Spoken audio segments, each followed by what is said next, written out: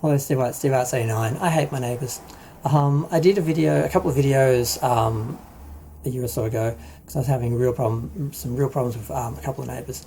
I had one who he'd always been a bit of a problem. He'd go on drunken benders and make a lot of noise, but they wouldn't be really regular, so people just sort of put up with it. But after his girlfriend left him for allegedly abusing her, which I allegedly heard regularly, so I'm pretty sure it happened, he started to become like just a problem all the time. Just every day was he'd just have his door open, just making noise, and it would always spill out into the hall and go on benders regularly. And he eventually started threatening people in the building. Apparently he was had a problem with some people on different levels, and I think on this level as well, and he's threatening them, and eventually they went to the police and he was evicted. But unfortunately he was evicted in, I think, March or April. I think it took like a month for him to leave, or 2 weeks for him to leave, so I think it was the end of March and he left sometime in April. Unfortunately, the neighbour next to me had moved out. He'd been there for a few years. He was kind of quiet. He moved out and they moved another guy in November, and he was so loud. Like, the man doesn't talk, he shouts, and always needing attention, always like having to make noise, and like a child that needs attention. And he befriended the guy across the hall, so every morning they'd open their doors and just talk backwards and forwards to each other all day. And like I said, that guy doesn't talk, he yells. And they'd be listening to music and listening to the races and just whatever, just making just noise all day, literally right outside the door. And the other neighbours complained, and nothing really happened because, and I'm scared to say this as a white person, but this person wasn't white, and he knew how to use the race card. And he had basically said, I think to the real estate, I know he said it to other people because I heard it, basically, you can't say anything about me because I'll basically cry racism and I'll speak to this lobby and this lobby and this lobby, and basically, you can't do anything, you can't touch me, I can do whatever I want. So I understand that systematic racism happens. It's a problem in most Western societies, particularly this country. But unfortunately, some people of colour have worked out how to use that from within the system and be very manipulative. There's only a small amount, that they can do with that because they're still living in a, white racist society, but they've worked out how to use it, and this is one way. So the real estate was scared to say anything, basically, from what I can understand. He didn't admit this to me or say this to me, but this is what I had heard. So I realised I was kind of on my own. But something wonderful happened. Basically, I live on one of the upper levels, and it gets really hot in summer. This guy had moved in November as it started to get hot, and he hated the heat. He was complaining about it all the time. And there were other people on other levels who had moved out. So there were apartments that were free. And initially the real estate said to me, look, do you want to move into one of these other apartments? You've been in this building for like 10, 15 years. Your place is old. These places, we just renovated them. They got new everything. Do you want to just move into one of them? And it's like, if I'm going to move, literally, because I would have had to pay movers to move my furniture and that. If I'm going to move, I'm not going to move to the same building. And the rent was more. And I said, look, why don't you just tell this guy to shut up? Why don't you just tell him, you're going to evict him if he continues to make noise and other neighbours complain. That's what you're allowed to do. Once you get a certain amount of complaints from a certain amount of people, you can establish someone's a problem, you can evict them. It shouldn't be that difficult. But he was afraid, that he'd be accused of targeting him for his race, so he was afraid to do it. From my understanding, he didn't say this to me, he didn't admit this to me, this is just what I've heard from other people. And what I've heard from the other guy bragging, because I heard him say it. That was his perception, at least, that he was untouchable, he could do whatever he wanted.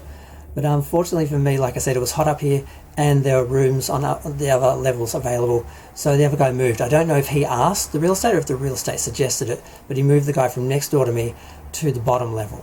So it was sort of resolved the problem because some of the people down there are noisy. He sort of got all the noisy people together, so the upper levels sort of wouldn't be bothered as much. Rather than kick them out, he just sort of segregated everyone, which kind of worked, except occasionally, like, I can still hear this guy. At least once a week I can hear him making noise on the bottom level. He's that loud, but it's not so loud that I can't tune it out or sleep through it or just put some TV on and I can't hear him. But occasionally it gets really loud. Like today, it's December 28th, and they treat the hall like their living room. So they've got the door open, they're blasting music, they're standing in the doorway, and just, people standing around making noise, and they think they own the building, and like this is their way of showing everyone, hey, we rule the building. And I know they've bullied other people in the building. People have complained to them. They haven't gone to the real estate, they've just said to them, hey mate, can you, and they've been told, to F off, and if they don't like it, to move out. So these people have been threatened and intimidated, and they're not going to the real estate. I don't bother talking to the real estate anymore because he doesn't listen to me, he doesn't care. And he's more worried about, because he has to work in the community, I think he's more worried about, those other things. So again, that's my speculation. That's what I've heard from the other side who feel like they're in control. The real estate hasn't said anything to me about any of this, so I'm just speculating. But yeah, it's pretty tedious. But I mean, compared to before, it's nothing. But the fact it still is allowed to go on, because I mean, I'm on like the top level. I'm on the top levels. So it's like, I can't imagine what it's like for the people below me or the people next door to them to have to deal with this every day, every week. With people just being noisy. Like, it's like they're marking their territory. It's like, oh, we can make so much noise because we own this building, and we want to make other people know that we rule the building. It's just this sad territorial little man thing. I don't know.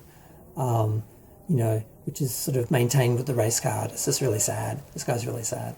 But I mean, as soon as I want to move out, and I would, it's just the cost and the issue with doing inspections and travelling, with the way things are. I think of my health first. I can't move basically anytime soon, so I'm just stuck in this situation.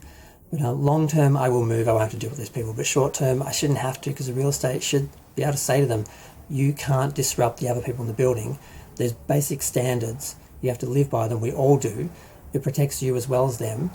And if you keep doing this, we will evict you, because that's how it works. If people you warn people, if they keep making problems, at some point you can justify evicting them, if you're not afraid of them.